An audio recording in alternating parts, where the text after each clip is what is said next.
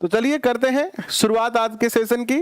सुरेश जी कैसे हैं आप? मनीषा माली जी स्वागत आपका, दीपक जी स्वागत आपका। विद्वान साथियों, लास्ट सेशन में हमने चैप्टर जो है वो ये कंप्लीट कर लिया था। आज हम चैप्टर नंबर 2 राजस्थान 1857 के स्वतंत्रता संग्राम की चर्चा करने वाले हैं। तो चलिए देखते हैं कि आज के सेशन में आपके लिए क्या रहने वाला है। 1857 के स्वतंत्रता संग्राम की बात करें उससे पहले थोड़ा सा कल वाला जो चैप्टर यानी इससे पहले वाला जो सेशन हमने किया था उसकी थोड़ी सी चर्चा कर लेते हैं। चैप्टर नंबर 1 में हमने ये पढ़ा था कि मराठों से परेशान होकर राजपूत राजाओं ने जो है अंग्रेजों के साथ सहायक संधियां कर ली और वो सहायक संधियां शुरुआत में तो काफी सही लग रही थी राजाओं को, लेकिन धीरे धीरे अंग्रेजों ने जैसे जैसे राजाओं पर और सामंतों पर नियंत्रण शुरू किया वैसे वैसे जो है वो राजस्थान की जनता का, किसानों का जो है वो शोषण बढ़ता ही गया। और उसके बाद जो है वो राजा भी केवल मात्र नाम मात्र के ही राजा बचे और धीरे धीरे जो है वो अंग्रेजों ने अपनी कूटनीतियों के माध्यम से राजस्थान की सभी रियासतों पर अपना अधिकार और उसकी अंदरूनी राजनीतिक स्थिति में हस्तक्षेप करना शुरू कर दिया। और इन सारे हस्तक्षेप के माध्यम से राजस्थान की जनता का बहुत अत्यधिक मात्रा में जो है शोषण किया गया। यहां तक कल हमने पढ़ा था कक्षा 8 की चैप्टर नंबर 1 में। अब इसके बाद क्या होता है, आप सबको पता है कि जब पाप का घड़ा भर जाता है तो अंततः अंत वो फूटता ही है। तो लोग बहुत ज्यादा परेशान हो गए थे अंग्रेजों के शोषण से और उन्होंने जो है वो अपने गुस्से को क्रांति के रूप में निकाला। लेकिन हम जानते हैं कि 1857 की क्रांति जो सफल नहीं हो पाई। वो क्यों नहीं सफल हो पाई? क्रांति में क्या हुआ, किस प्रकार हुआ, कहां कहां क्रांति हुई, कौन कौन सी घटनाएं मुख्य थी क्रांति की, आज इस चैप्टर के अंदर हम 1857 की क्रांति को राजस्थान के परिप्रेक्ष्य में जो है वो अध्ययन करने वाले हैं। 11th 12th आपको कंप्लीट करवाएंगे, ज्योग्राफी और हिस्ट्री दोनों ही करवाएंगे, ठीक है। तो चलिए करते हैं शुरुआत आज के सेशन की। भारत में आजादी के लिए चेतना और संघर्ष का इतिहास हमारे लिए स्मरणीय है। यह 1857 से शुरू होता है। 1857 ईस्वी का स्वतंत्रता संग्राम भारतीय इतिहास की महत्वपूर्ण घटना है। 1818 ईस्वी तक राजस्थान के विभिन्न राज्यों ने अंग्रेजों से संधियां कर ली थी, जिससे यह निश्चित किया गया कि राज्यों के आपसी विवादों का निपटारा अंग्रेज कंपनी सरकार ही करेगी। परंतु अंग्रेज कंपनी ने राज्यों के आंतरिक मामलों में हस्तक्षेप, किसानों एवं जनसाधारण के हितों पर कुठाराघात करके राजस्थान में कंपनी के विरुद्ध जो है वो असंतोष की भावना का प्रसार किया। और इस असंतोष में हर वर्ग के लोगों को, चाहे वो किसान हो, चाहे वो मजदूर हो, चाहे वो राजा हो, चाहे वो सामंत हो, यानी सभी को जो है वो यहां पर जो है वो काफी ज्यादा परेशानियों का सामना करना पड़ता है।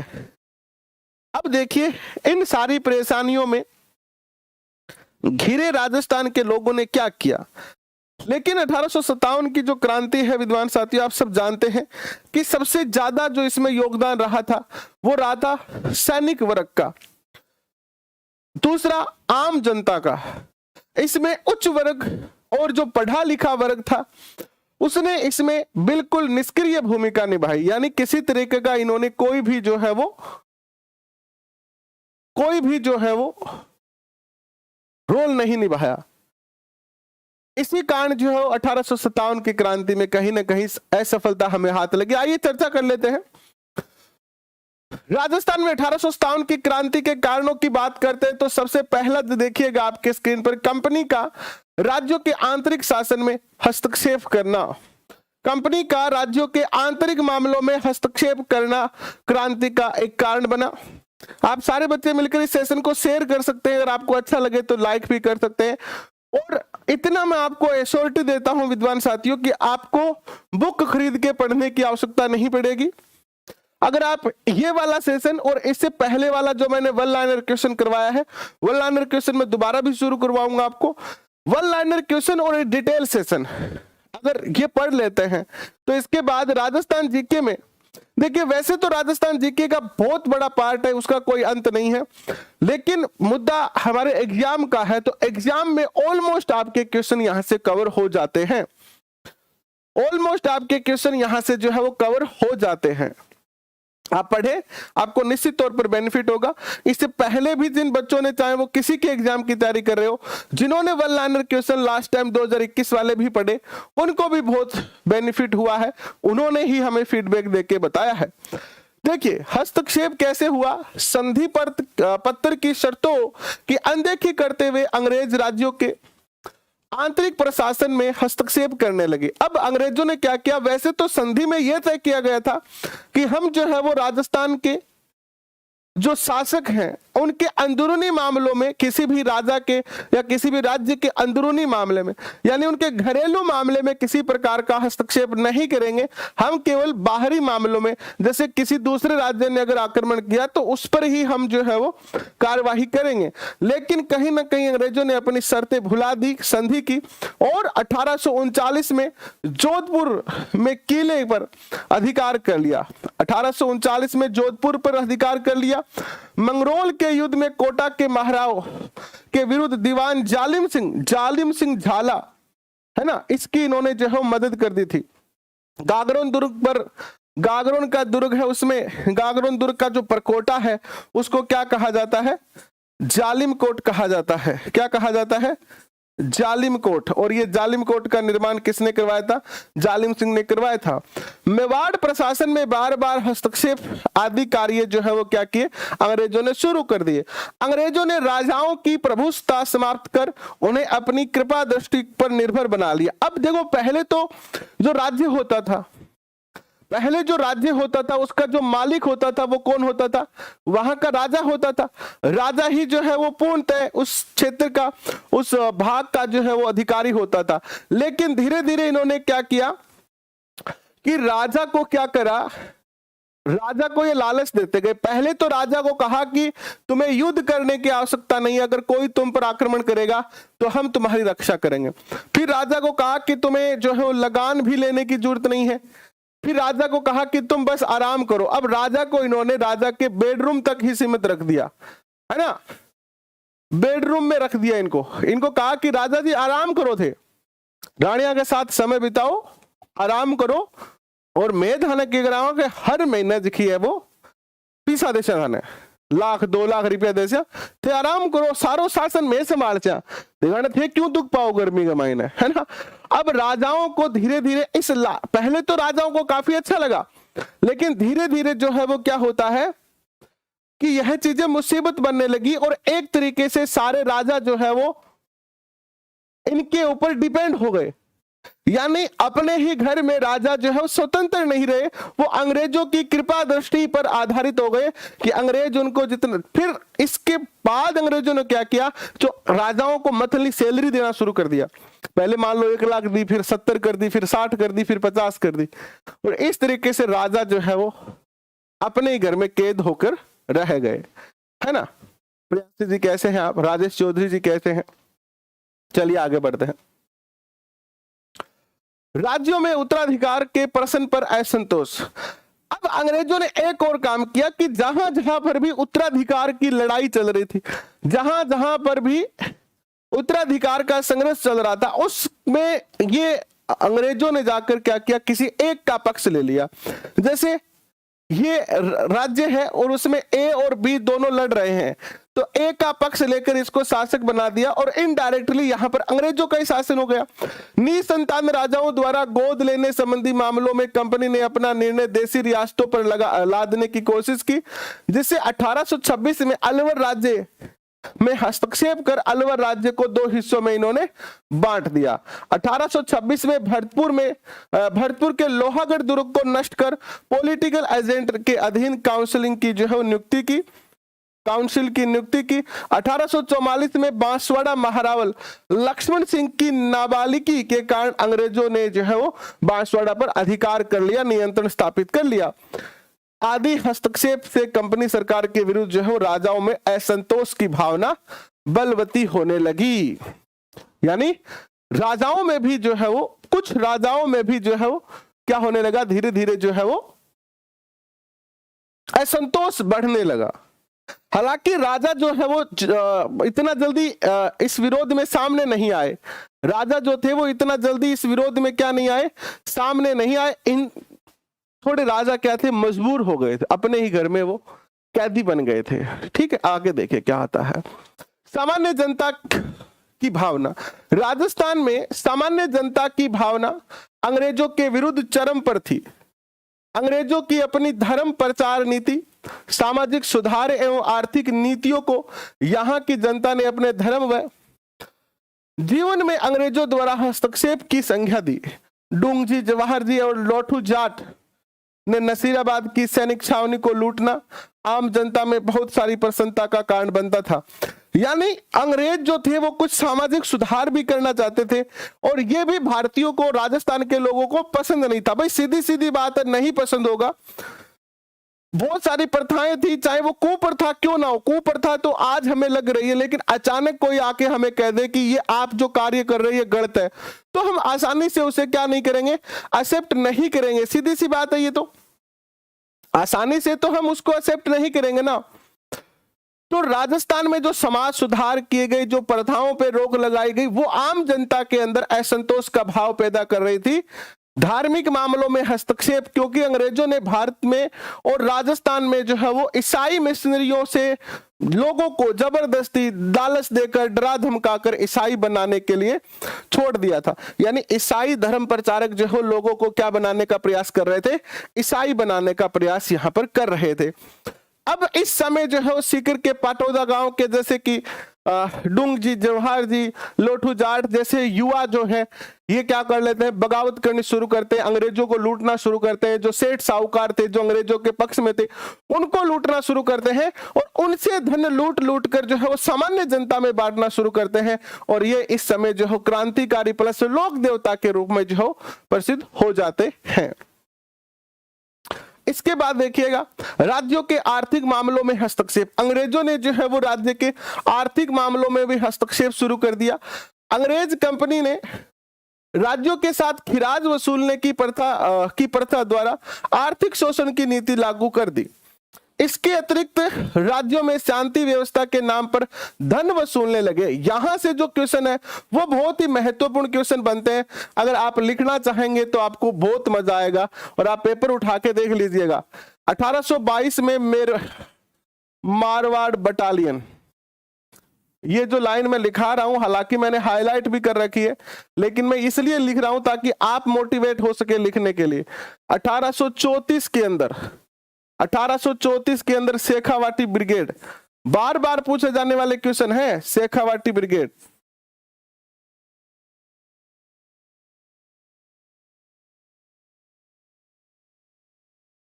बार बार पूछे जाने वाले क्वेश्चन। और 1835 के अंदर जोधपुर लीजन, ये क्वेश्चन बार बार पूछे जाने वाले क्वेश्चन है, और ऐसे क्वेश्चन हमारे गणित होना एक कदम पीछे लाता है हमें। 1841 के अंदर, 1841 में क्या होता है देखिएगा, भीलकोर, मेवाड़ भीलकोर।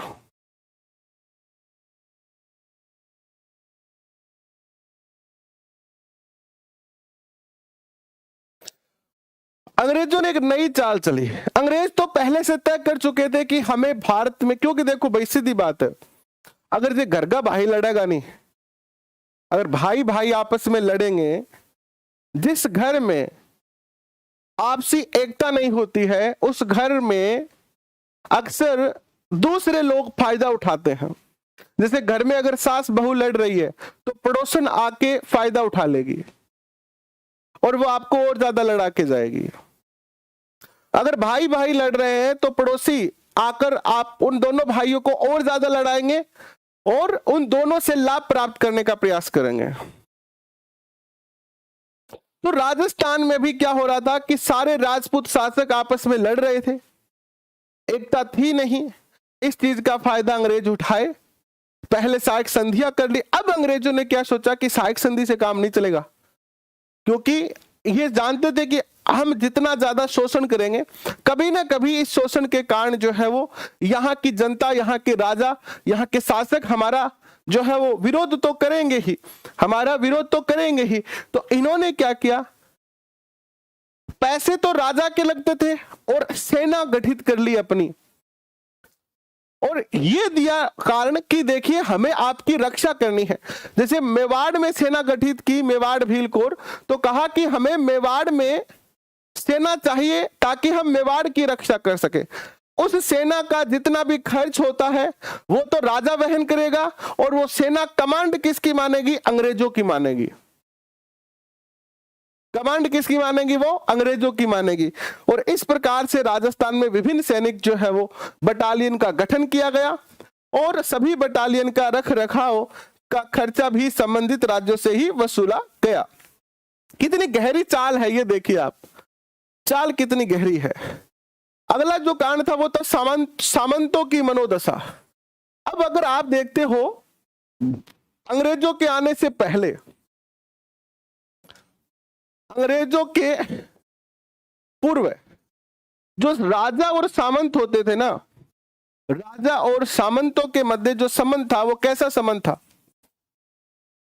इनके मध्य जो संबंध होता था वो भाई का संबंध होता था, ठीक है।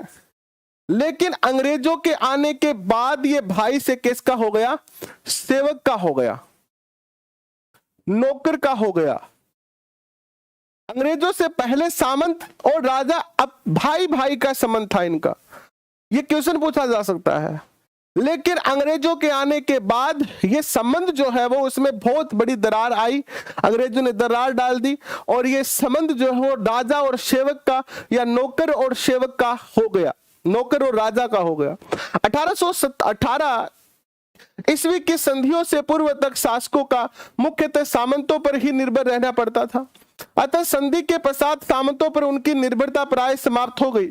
सामंत अपनी दुखद स्थिति का उत्तरदायित्व मुख्यतः अंग्रेजों को ही मानते थे, अतः उनमें रोष बढ़ता गया।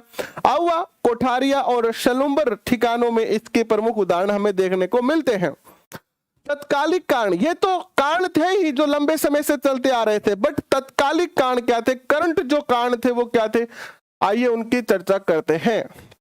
भारत में 1857 की क्रांति का तात्कालिक कारण एनफील्ड राइफल में प्रयुक्त कारतूसों में गाय और सुअर की चर्बी का प्रयोग किया जाना था। नई जो राइफल आई उनमें जो कारतूस डलते थे, गोलियां डलती थी, उनके ऊपर एक कैप लगी होती थी, उस कैप पर कहा गया कि सुअर और गाय की चर्बी से ये कैप बनी हुई है, और उसको मुख से तोड़ना पड़ता था। अब मुख से तोड़ना पड़ता था तो हिंदू और मुस्लिम दोनों ही सैनिकों को इससे धर्म भ्रष्ट होने की जो है आशंका होने लगी, और क्रांति का प्रारंभ होता है। 1857 की क्रांति की शुरुआत मेरठ से 10 मई 1857 को हुई। इस समय मेवाड़, मारवाड़ एवं जयपुर में, देखो याद रखना, मेवाड़ के जो पॉलिटिकल एजेंट थे वो कौन थे, मेवाड़ के थे मेजर शावर्स, मेजर शावर्स, और मारवाड़ के जो थे वो कौन थे, हालांकि मैं आगे आपको लिस्ट लिखाऊंगा, अभी तो हम केवल चैप्टर के अकॉर्डिंग पढ़ रहे हैं, जितना डाटा चैप्टर में दिया है। उसके बाद जब मैं आपको वैसे वाला 1857 की क्रांति करवाऊंगा उसमें प्रत्येक राजा की लिस्ट लिखवा दूंगा, अभी तो चैप्टर के अकॉर्डिंग चल रहे हैं। मारवाड़ के अंदर थे मैकमैसन, और जयपुर के जो एजेंट थे वो थे कर्नल ईडन। अभी हम बुक के अकॉर्डिंग ही चल रहे हैं। इसके अलावा राजस्थान के जो एजीजी थे, AGG agent to governor general जो थे वो कौन थे, जॉर्ज पैट्रिक लॉरेंस थे।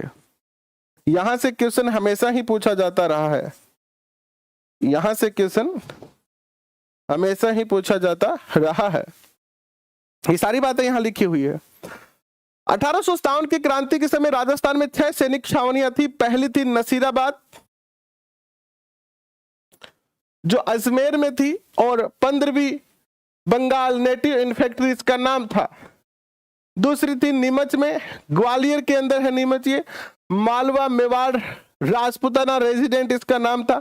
नीमच वैसे एमपी में था, लेकिन इसका जो अधिकार था वो किसके पास था, मेवाड़ के पास था। एरनपुरा छावनी जो थी वो पाली में थी, जोधपुर लीजियन के नाम से इसको जाना जाता था। देवली जो थी वो टोंक में थी और उसको कोटा कैंटीजेंट के नाम से जाना जाता था।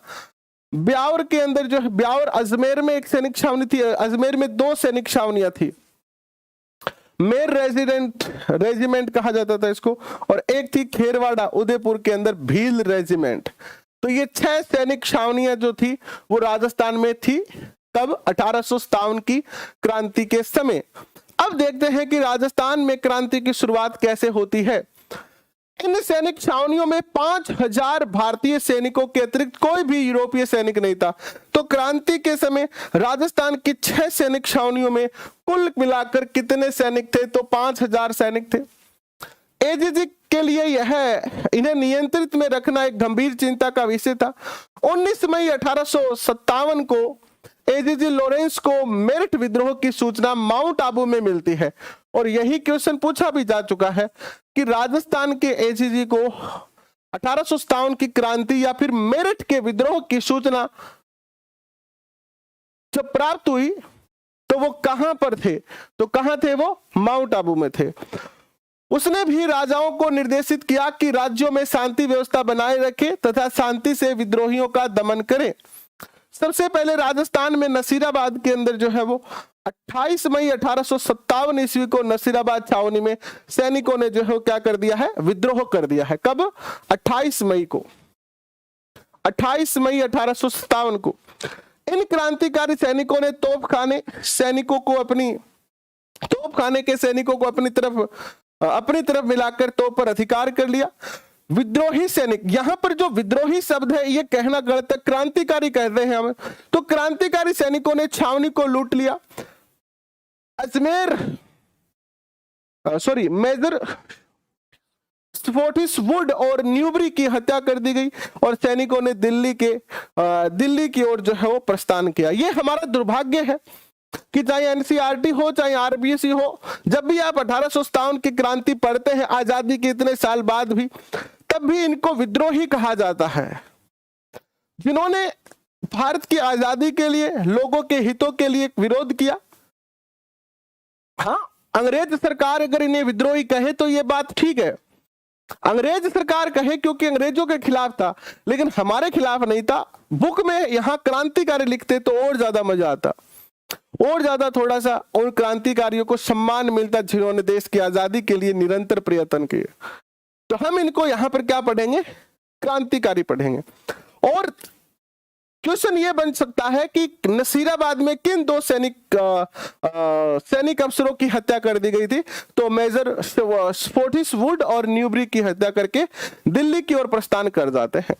3 जून 1857 ईस्वी में नीमच छावनी में सैनिकों ने मोहम्मद अली बेग के नेतृत्व में क्रांति कर दी, ठीक है, और क्रांति कर शस्त्रागार में आग लगा दी। याद रखना मोहम्मद अली बेग मोस्ट है, ये नाम याद रखना, आपको डेट तो याद रखनी है, साथ में नाम भी याद रखना है। नीमच छावनी के कप्तान मैकडोनाल्ड, इसको भी याद रखना,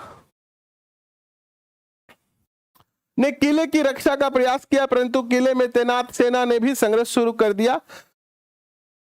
क्रांतिकारी सैनिक चित्तौड़, हमीरगढ़, बनेड़ा में अंग्रेजी बंगलों को लूटते हुए शाहपुरा पहुंचे और शाहपुरा के जागीरदार ने क्रांतिकारी सैनिकों के लिए रसद की आपूर्ति की।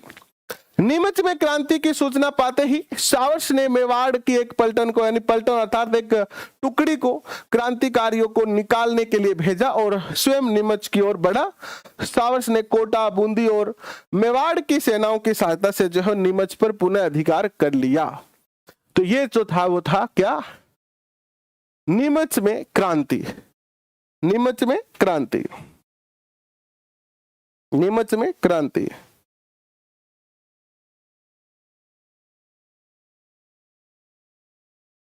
देखो, ये तो इतिहास के संदर्भ में हम कह सकते हैं बाबू आपकी बात भी सही है, लेकिन दिल्ली जाने का कारण क्या था? क्योंकि देश की राजधानी दिल्ली थी और देश का सेंट्रल बिंदु भी राजधानी थी। पूरा देश का दिल्ली पर जिसका अधिकार हो गया, एक तरीके से उसका देश पर अधिकार हो जाता था। तो ये सोच थी। और 1857 की क्रांति का असफलता का एक और मुख्य कारण है एक बेहतरीन नेतृत्व का अभाव। कोई नेतृत्व करता नहीं था सैनिकों का। और आपको पता उस टाइम कम्युनिकेशन के साधन नहीं थे, जिसके कारण जो है वो यही समझ में आता था कि हमें कहां चले जाना है, दिल्ली चले जाना है।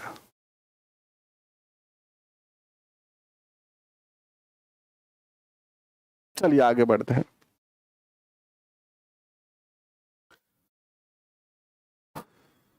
एरिनपुरा विद्रोह की बात करते हैं। एरिनपुरा कहां है? जोधपुर में। 21 अगस्त 1857 को एरिनपुरा में विद्रोह की जगह क्रांति प्रारंभ होती है।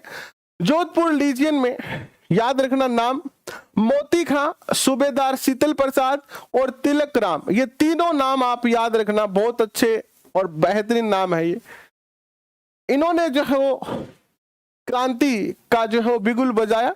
ये क्रांति के नेताओं के आदेशानुसार चलो दिल्ली मारो फिरंगी का यहाँ पर नारा दिया जाता है और सैनिक दिल्ली की ओर बढ़ते हैं।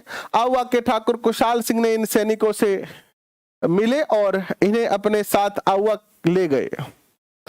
तो यहां पर जोधपुर लीजियन के अंदर आउवा का बहुत महत्वपूर्ण योगदान रहा।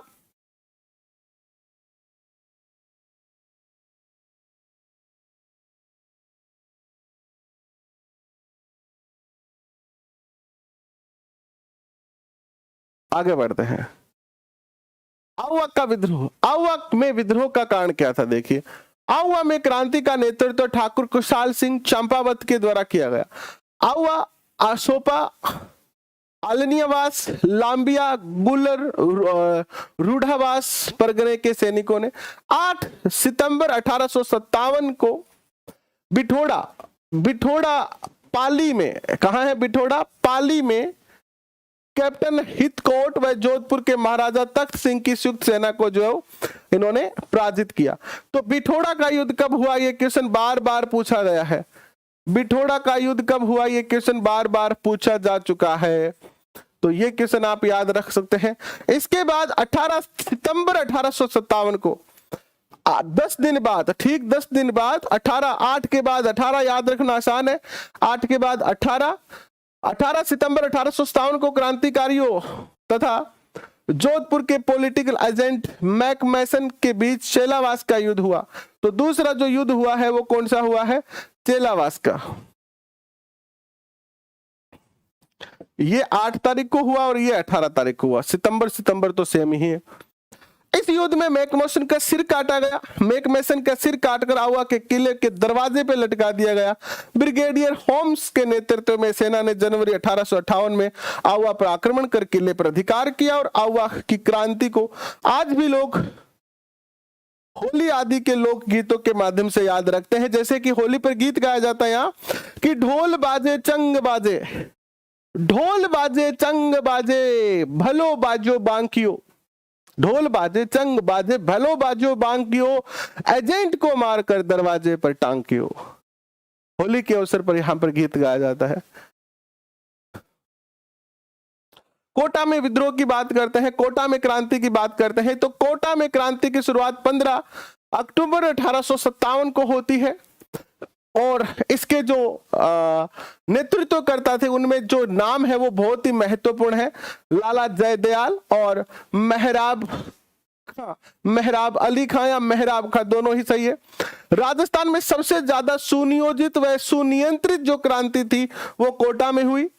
क्रांतिकारी सैनिकों ने कैप्टन बर्टन का सर काटकर पूरे कोटा शहर में घुमाया और कोटा के महारावल थे राम सिंह द्वितीय, इनको जो है वो क्रांतिकारियों ने कोटा दुर्ग में कैद कर दिया। उपयुक्त स्थान के अलावा भी राजस्थान में कई ऐसे स्थल थे जहां से क्रांति का शंखनाद हो रहा था, जैसे कि बनेड़ा, कोठारिया आदि क्रांतिकारियों के शरण स्थल बने रहे। अब बात करते हैं कि क्रांति की असफलता के कारण क्या थे, क्रांति समापन कैसे हुई। देखिए, हम जो पढ़ रहे हैं वो अभी पढ़ रहे हैं कक्षा 8, तो इतना ज्यादा डाटा नहीं है। हालांकि क्रांति की और बहुत सारी बातें हैं जो हम यहां पर पढ़ते हैं, लेकिन यहां जो आप पढ़ रहे हैं वो देसी घी है, चाहे थोड़ा है। कहते हैं ना कि देसी घी खाना चाहिए चाहे थोड़ा खा ले, ठीक है। यानी बाकी भी आप पढ़ेंगे, मैं भी आपको बाकी चीजें पढ़ाऊंगा, बाकी तो आप पढ़ते ही रहे, लेकिन ये जो है वो क्या है, देसी घी वाली बात है, यहां से सीधे सीधे क्वेश्चन पूछे जाएंगे, चाहे डाटा कम क्यों ना हो, चाहे डाटा कम क्यों ना हो। ठीक है भाई, ठीक है, समझ में आ रहा है आपको। कल से जो साइको वाली क्लास भी फिर से 12 बजे अपन 1 बजे शुरू कर देंगे, तो सारी की सारी क्लासें अपने टाइम पर जो है वो निरंतर होगी। अब एक भी क्लास मिस नहीं करेंगे, केवल 2 दिन होली की छुट्टी करी है आपकी। क्रांति के समापन की बात करते हैं तो जून 1858 तक अंग्रेजों ने अधिकांश रियासतों पर पुनः जो है वो अपना नियंत्रण स्थापित कर तात्या टोपे, कोटा के क्रांतिकारी जयदयाल और मेहराब खां अली को फांसी पर चढ़ा दिया। एक क्वेश्चन ये भी पूछा जाता है कि तात्या टोपे राजस्थान में कितनी बार आए थे, तो 2 बार आए थे, इसको भी हम बाद में पढ़ेंगे।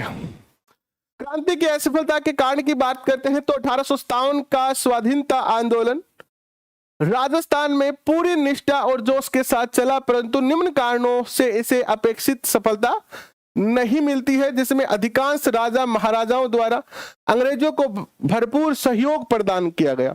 क्रांति समय से पूर्व प्रारंभ हो गई। देखो, सबसे बड़ा जो कारण था क्रांति की असफलता का, अंग्रेज जो थे वो उस समय बहुत ही कम संख्या में थे, और सैनिक तो अंग्रेज थे ही नहीं, सैनिक तो सारे के सारे भारतीय थे।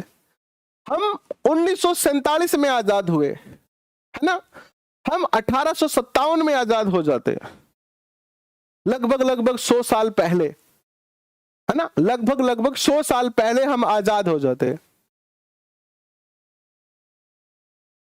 अगर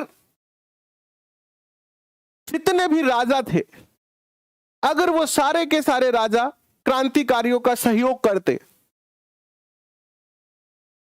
तो हम 1857 में ही आजाद हो जाते, लेकिन विधि का विधान है, मालिक की इच्छा थी कि हम और 100 साल रहे। क्रांति की शुरुआत कुछ सीमित स्थानों पर ही हुई थी। कोटा, नसीराबाद, भरतपुर, धौलपुर, कोटोंक आदि में विद्रोह अलग अलग समय पर शुरू हुआ। कुशल एवं संगठित नेतृत्व का अभाव था। राजस्थान के क्रांतिकारियों में परस्पर तालमेल नहीं था, इसके पास साधनों का अभाव था। मारवाड़, मेवाड़, जयपुर आदि के शासकों ने तात्या टोपे का सहयोग भी नहीं किया था। जयपुर का कभी भी नाम नहीं आता है।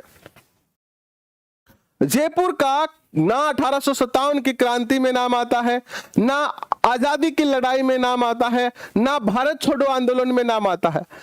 जयपुर ने हमेशा जो है वो अपनी छवि खराब की है। मुगलों से संधि सबसे पहले जयपुर ने, अंग्रेजों से साथ संधि करने में ये हमेशा सहयोग रहे। तो जयपुर हमेशा ही जो है वो देशभक्ति के मामले में या भारत की आजादी में हमेशा पीछे रहा। ये आगे बात करते हैं, क्रांति का परिणाम क्या आता है। राजस्थान के शासकों ने क्रांति के प्रवाह को रोकने के लिए पर्याप्त प्रयास किए। ब्रिटिश सरकार ने राजाओं और अंग्रेजी शिक्षा देना प्रारंभ किया, और यही नहीं, पुरस्कार देना और उपाधियां देना। क्रांति के अंत होने के बाद जब शांति हो गई थी, क्रांति पूर्णतः समाप्त हो गई थी, तो इन सभी राजाओं को सम्मानित किया गया, इनको गिफ्ट दिए गए ताकि अंग्रेजों के हमेशा वफादार बन सके। सामंतों ने अंग्रेजों के विरुद्ध संघर्ष किया, इसलिए क्रांति की समाप्ति के पश्चात अंग्रेजों ने सामंत वर्ग की शक्ति को समाप्त करने की नीति अपनाई। अंग्रेजी शिक्षा पद्धति का विस्तार किया ताकि नौकरशाही में अंग्रेजी शिक्षा प्राप्त अनुभवी और स्वामी भक्त व्यक्तियों की भर्ती की जा सके। अंग्रेजों ने अपने सैनिक एवं व्यापारिक चिन्हों की पूर्ति के लिए यातायात के साधनों का विकास किया। 1857 की क्रांति भले ही अपने उद्देश्यों को प्राप्त ना कर सकी, परंतु इसने ब्रिटिश साम्राज्यवाद की जड़ों को हिलाकर रख दिया। यह क्रांति आगे की पीढ़ियों के लिए प्रेरणा स्रोत बनी और 1947 में भारत की आजादी में महत्वपूर्ण जो है वो एक सोपान सिद्ध होती है। यानी 1857 की क्रांति में अगर आप इंडियन 1857 की क्रांति पढ़ोगे तो उससे आपको एक और बात का पता चलेगा कि 1857 की क्रांति में हम देश के लिए नहीं लड़ रहे थे। जो सबसे बड़ा मेजर जो हार का कारण था या क्रांति की असफलता का जो कारण बना, वो ये था कि हमें राष्ट्रवाद की भावना नहीं थी उस समय। जैसे आज कोई भारत के झंडे को थोड़ा सा नीचे भी कर दे तो हमारा खून खोलने लगता है ना हमारा खून। अगर कोई आज भारत के बारे में कुछ भी कहे तो हमें बिल्कुल भी पसंद नहीं होता, चाहे हमें खुद व्यक्तिगत कोई 4 गाली दे दे, लेकिन भारत को अगर कुछ कहे तो हमें बिल्कुल भी बर्दाश्त नहीं होता। क्यों? क्योंकि आज हमारे अंदर राष्ट्र प्रेम है। उस समय 1857 की क्रांति के समय राष्ट्र प्रेम नहीं था, राष्ट्रवाद नहीं था, उस समय भारत नाम नहीं था, कोई भारत नाम था लेकिन लोगों के जहन में नहीं था। मेवाड़ वाले मेवाड़ को ही अपना देश समझते थे, मारवाड़ वाले मारवाड़ को अपना देश समझते थे। और दूसरा कारण यह था कि जितने भी लोग इस क्रांति में शामिल हुए, सैनिक अपने स्वार्थ के लिए शामिल हुए, किसान अपने स्वार्थ के लिए शामिल हुए, सामंत अपने स्वार्थ के लिए शामिल हुए। तो ये सारे कारण भी जो है वो कहीं ना कहीं 1857 की क्रांति की असफलता के लिए जो है वो कारण बने। लेकिन कहते हैं कि ईश्वर जो करता है वो अच्छा ही करता है। 1857 से लेकर 1947 तक जो कार्य हुआ, इससे भारत के लोगों को बहुत जागरूक किया, उनमें राष्ट्र प्रेम की भावना जागी, और राष्ट्र प्रेम की जब भावना जागी तो फिर भारत छोड़ो आंदोलन हुए, यानी फिर लोगों के अंदर देश के प्रति भावना जागी, क्योंकि शिक्षा ही थी। 1857 की क्रांति के समय देश की स्थिति ऐसी थी नहीं, अगर आजादी मिल भी जाती तो देश चलाएगा कौन, यह भी एक सबसे बड़ी समस्या थी, क्योंकि शिक्षा का अभाव था, लोग पढ़े लिखे नहीं थे। जब लोग पढ़े, देखिए शिक्षा ही एकमात्र वो हथियार है, इस सृष्टि का सबसे भयंकर और सबसे खतरनाक और सबसे ज्यादा पावरफुल अगर कोई हथियार है आपके पास तो वो है शिक्षा, ज्ञान। इस हथियार से हम बड़े से बड़ा युद्ध जीत सकते हैं।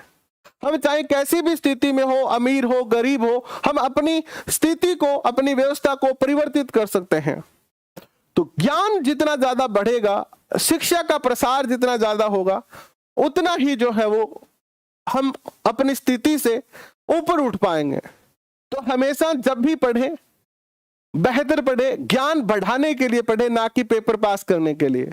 क्योंकि अक्सर हमारी यह भी गलती है कि हम पेपर पास करने के लिए पढ़ते हैं, इसलिए हमें हर बार 0 से शुरुआत करनी पड़ती है, हर बार 0 से शुरुआत करनी पड़ती है। आशा करता हूं कि यहां से जो क्वेश्चन बनेंगे वो आप पीडीएफ अभी 10 मिनट में आपको दे दूंगा, टेलीग्राम पे आपको मिलेगी, इसको आप नोट कर लेना। मैंने जो आपको 1 लाइन क्वेश्चन की पीडीएफ दे रखी है, अगर आपने उसका प्रिंट निकलवा रखा है तो उसी में अगर ये क्वेश्चन, सारे क्वेश्चन लगभग लिखे हुए मिल जाएंगे, लेकिन कोई क्वेश्चन अगर ना लिखा मिले आपको वहां पर, तो आप उसको जो है वहां पर लिख लीजिएगा पेन से, और सारी की सारी पीडीएफ आपको हमारे टेलीग्राम पे मिल जाएगी। अभी के लिए बस इतना ही। बहुत बहुत धन्यवाद। एक बार फिर से हृदय की गहराइयों से आप सबको होली और धुलंडी की बहुत बहुत शुभकामनाएं और बधाई। हंसते रहिए, मुस्कुराते रहिए और इसी प्रकार अपने लक्ष्य की ओर एक और कदम बढ़ाते रहिएगा। मिलते हैं कल दोपहर 1 बजे एक और बेहतरीन सेशन में। तब तक के लिए